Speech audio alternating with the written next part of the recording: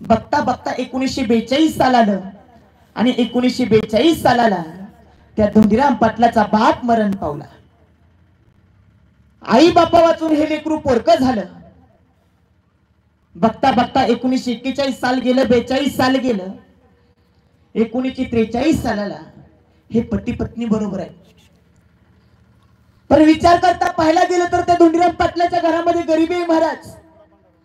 1945 सालाला त्या धोंडीराम पाटलाला एक कन्यारत्न प्राप्त झालं। 1945 साल गेलं, 46 गेलं, 47 गेलं, 48 गेलं, 49 गेलं। 1949 सालामध्ये त्या धोंडीराम पाटलाला 2 मुली आणि 1 मुलगा आहे। पण पाहायला गेलं ना महाराज, गरिबी फार वाईट आहे।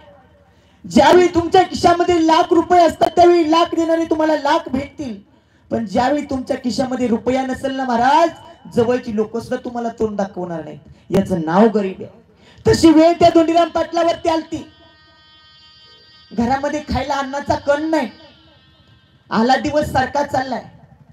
धोंडीराम पाटील मनामध्ये विचार करतोय, काय नाही आता कुठेतरी रोजगार बघायचा आणि आपल्या लेकरांना लहानाचं मोठं करायचं, त्यांच्या पोटाला कसं खायला प्यायला मिळेल याची व्यवस्था आपण करायची। धोंडीराम पाटील मनामध्ये विचार करतोय। दुसऱ्या दिवशी धोंडीराम पाटील उठला, गावामध्ये गेला, ज्याच्या दारात जायचा त्यांना म्हणायचा, मला रोजगार द्या की, तुमच्या रानातलं मला काहीतरी काम द्या की, काय पण काम असू द्या, मी ते प्रामाणिकपणे करेन, इमानदारीने करीन, कष्टाचं चीज करीन, पण मला काहीतरी काम द्या। त्या घरातल्यांनी म्हणावं, त्या गावातल्या लोकांनी म्हणावं, काही सुद्धा काम नाही आमच्याकडं। अहो सकाळपासून धोंडीराम पाटील गावामध्ये फिरायचा, पण त्या धोंडीराम पाटलाला कोणी रोजगार दिला नाही। ती लेकरं रोज अन्न करून उपाशी मरायची। धोंडीराम पाटील घरी आला की ती लेकरं रडत रडत रडत बापाजवळ यायची आणि त्या धोंडीराम पाटलाला म्हणायची, बा ए बा, काय खायला आणलंस का रे बा? बार भुकण पोटात बा कावळं वळतात रे बा, काय खायला आणलं असेल तर दे की। त्या धोंडीराम पाटलानं खाली मान घालावी, त्या लेकरांनी पाणी पिऊन झोपावं, आई बापांनी पाणी पिऊन झोपावं। आला दिवस सारखा चाललाय। धोंडीराम पाटील गावामध्ये गेला, रोजगार मागतोय, कोणी रोजगार दिला नाही। पण शेवट ते घर राहिलंय, त्या घरी धोंडीराम पाटील म्हणतोय, नका रोजगार देऊ, पण तुमच्या घरामध्ये जर काही अन्न शिल्लक राहिलं असेल तर ते अन्न द्या की माझ्या लेकरांना। घरामधून आवाज यायचा, घरातलं सगळं अन्न संपलंय, घरातलं सगळं अन्न संपलंय, वाळलेल्या शिळ्या भाकरीचे तुकडे खातील का तुझी लेकरं? धोंडीराम पाटलानं म्हणावं, कसंही असू द्या, द्या माझ्या लेकरांना। अहो ते वाळलेल्या भाकरीचं तुकडं धोंडीराम पाटलाने त्या धोतराच्या सोग्यामध्ये महाराज टाकावे। ते धोतर तरी नीट होतं का हो? एका धोतराच्या 10 गाठी माराव्या।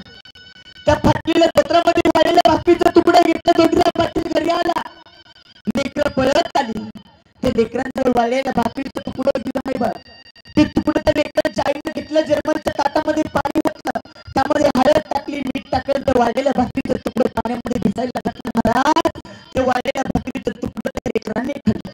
गरिबी फार वाईट आहे आणि अनेक लोक बसले असतील। आताच्या काळामध्ये महाराज घरातलं शिळं कुत्र्यांचं मुलं जाते, पण अशी अनेक लोक या दरबारामध्ये मामाच्या बसले ज्यांनी गरिबी अनुभवली।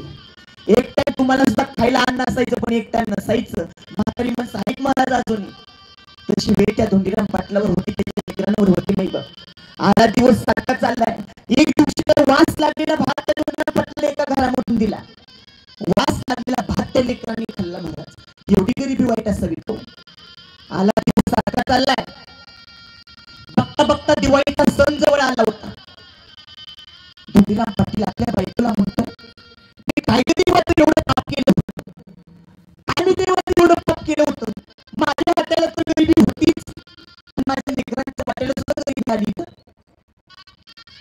मी मनामध्ये निश्चय करणार आहे, माझ्या लेकरांना नाही ना पुढे अन्न मिळालं, नाही नंतर कपडे मिळाले तरी चालेल, पण या दिवाळीच्या सणाला माझ्या लेकरांचं तोंड दूर कसं होईल याची व्यवस्था मी करणारच। माझ्या लेकरांची दिवाळी आनंदाने साजरी केली पाहिजे। दिवाळीचा सण जवळ आला ना, प्रत्येक बापाला काळजी